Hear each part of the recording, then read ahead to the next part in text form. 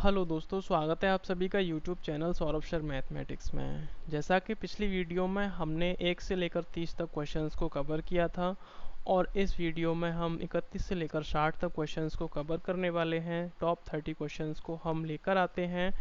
तो प्यारे दोस्तों, यदि आप चैनल पर पहली बार विजिट कर रहे हैं तो चैनल को सब्सक्राइब करें और पास में आए बेल आइकन को अवश्य दबाएं, जिससे कि आपको नेक्स्ट आने वाले पार्ट्स का नोटिफिकेशन सबसे पहले मिल सके। और वीडियो अच्छा लगता है तो लाइक करना ना भूलें।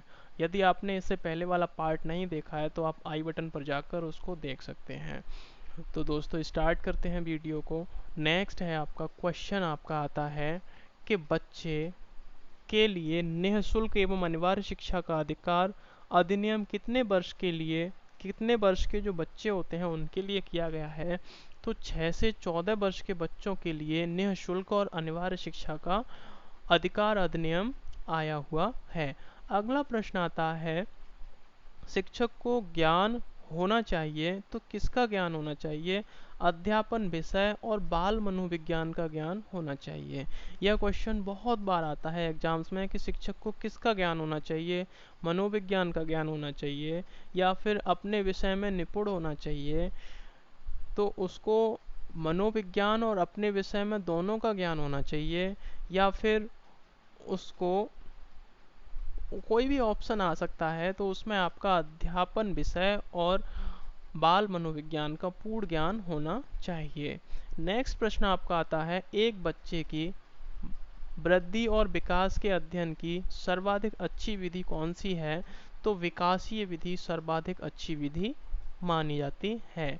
अगला प्रश्न है, सहयोगात्मक राजनीति की किस श्रेणी में महिलाएं संबंधित नहीं हैं? तो प्रतिरोध श्रेणी में महिलाएं संबंधित नहीं हैं। नेक्स्ट प्रश्न है, यदि किसी बच्चे की मानसिक आयु 5 वर्ष तथा वास्तविक आयु 4 वर्ष है तो उस बच्चे की बुद्धि लब्धि कितनी होगी? यह मैं पिछली वीडियो में आपके लिए फॉर्मूला बता दिया है और फॉर्मूले के साथ साथ मैंने लास्ट में वीडियो में डिस्कस भी किया है कि आपको किस तरह से निकालनी है। यदि आपने वीडियो नहीं देखा है तो आई बटन पर जाकर देख लीजिए, आप बिल्कुल निकाल पाओगे। तो इसकी जो बुद्धि लब्धि आएगी वह 125 आएगी। नेक्स्ट आपका आता है, विद्यालय क्षेत्र में रचनात्मक निर्धारकों को जानने के लिए कौन सा उपागम नहीं है? तो बहुविकल्पीय प्रश्न का उपागम नहीं है। यदि आप रचनात्मक कार्यों को जानना चाहते हैं तो आप ऑब्जेक्टिव क्वेश्चंस को नहीं दे सकते, आप बहुविकल्पी प्रश्न नहीं दे सकते।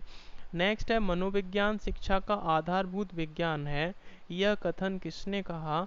तो मनोविज्ञान शिक्षा का आधारभूत विज्ञान है, यह कथन स्किनर महोदय का है।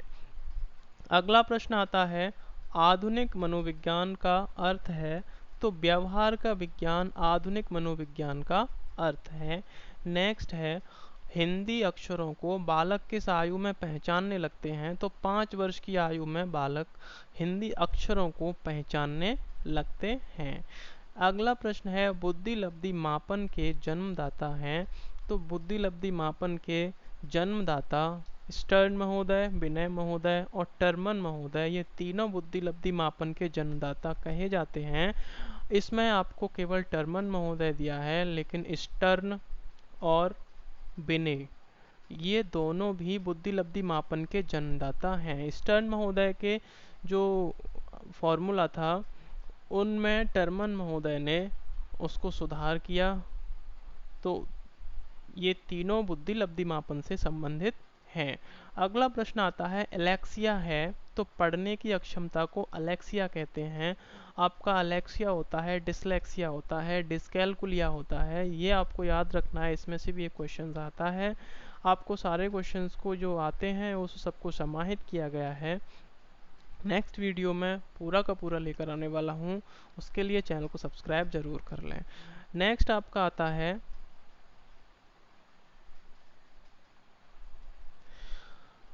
शिक्षा मनोविज्ञान की उत्पत्ति का वर्ष कौन सा माना जाता है? तो 1900 को शिक्षा मनोविज्ञान की उत्पत्ति का वर्ष माना जाता है।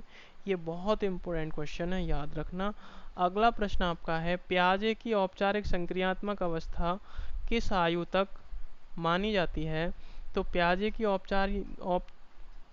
औपचारिक संक्रियात्मक अवस्था 11 से 15 वर्ष तक मानी जाती है। नेक्स्ट है, जड़ बुद्धि वाले बालक की बुद्धि लब्धि कितनी होती है? तो 71 या 70 से कम जो बुद्धि लब्धि होती है वह जड़ बुद्धि वाले बालक की होती है। अगला प्रश्न है, गर्भ में बालक को विकसित होने में कितने दिन लगते हैं? तो 280 दिन का समय लगता है। विकास गर्भ अवस्था से ही स्टार्ट हो जाता है। नेक्स्ट है, नवजात शिशु का भार कितना होता है? तो 7 पाउंड नवजात शिशु का भार होता है। अगला प्रश्न है, किस मनोवैज्ञानिक ने अपने 3.5 वर्षीय पुत्र का अध्ययन किया था?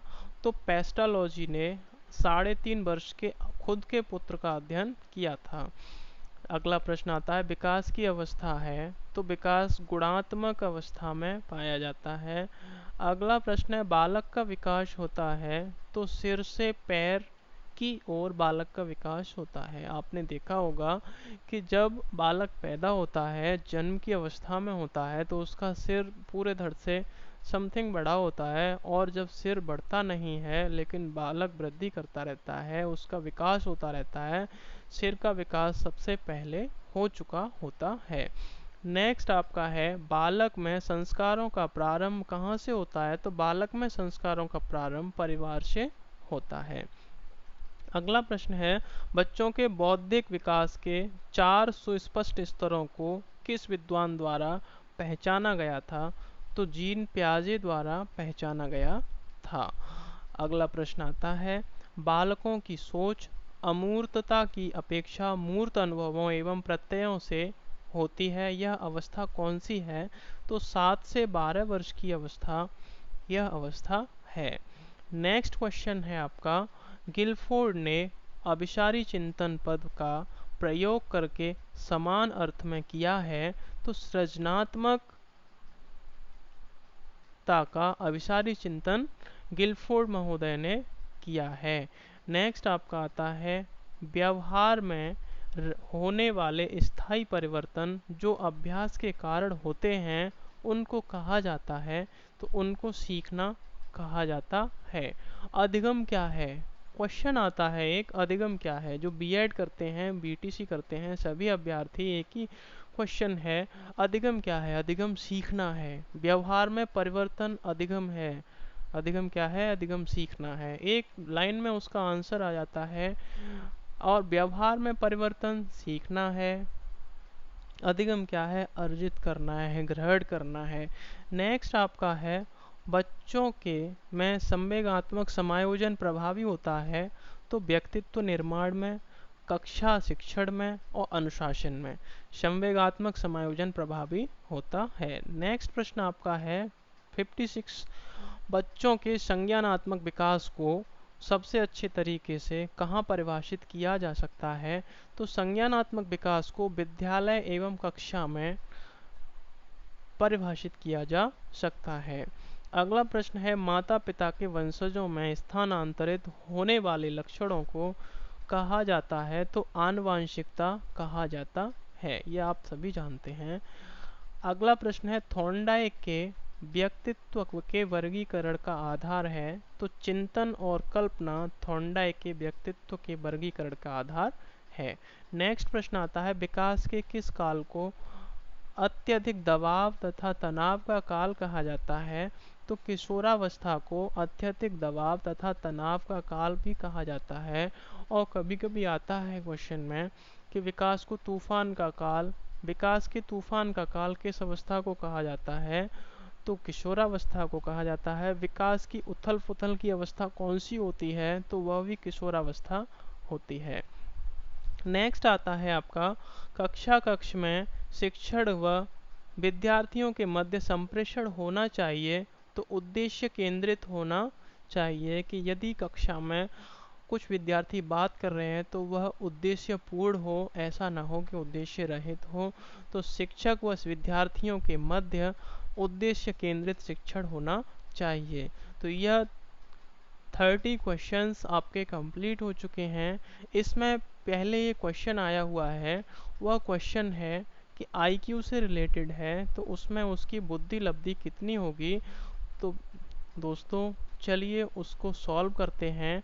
यह क्वेश्चन है आपका कि यदि एक बच्चे की मानसिक आयु 5 वर्ष और वास्तविक आयु 4 वर्ष है तो उसकी बुद्धि लब्धि को निकालने के लिए आपको फॉर्मूला बताया था mental as upon chronological age into 100। तो ये आपका आएगा 5/4 इंटू 100। तो ये 25 चौका 100, ये 25, 25 पंजे 125, यानी 125 आपकी इस तरह से IQ आएगी। तो दोस्तों यदि वीडियो अच्छा लगा हो तो लाइक करें, शेयर करें, कमेंट करें। हमारे चैनल पर पहली बार विजिट कर रहे हैं तो चैनल को सब्सक्राइब करें। नेक्स्ट वीडियो में मैं और अच्छे क्वेश्चंस को लेकर आने वाला हूं जो कि एग्जाम रिलेटेड बहुत ही महत्वपूर्ण क्वेश्चंस हैं। तो मिलते हैं दोस्तों नेक्स्ट वीडियो में, तब तक के लिए नमस्कार।